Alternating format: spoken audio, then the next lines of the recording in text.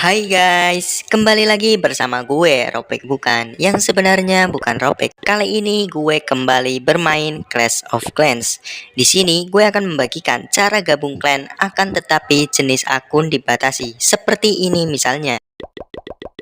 Gimana caranya? Langsung aja kita ke videonya.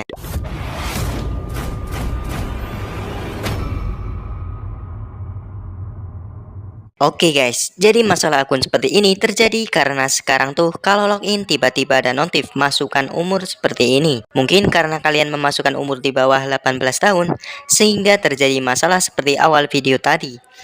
Untuk meminimalisir terjadinya kesalahan yang sama di lain akun, kalian bisa masukin tuh minimal 20 tahun ke atas.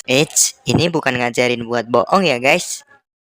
Terus gimana kalau udah terlanjur bang? Oke, cara satu-satunya adalah kalian hanya bisa gabung di klan ramah keluarga yang ada tanda pertemanan warna hijau. Karena di sini gue udah nyoba di pencarian klan. Pada bagian khusus klan ramah keluarga tidak bisa dinonaktifkan. Jadi ya satu-satunya cara adalah gabung klan ramah keluarga. Oke, gue Ropek bukan, pamit undur diri. Ambil baiknya, buang buruknya.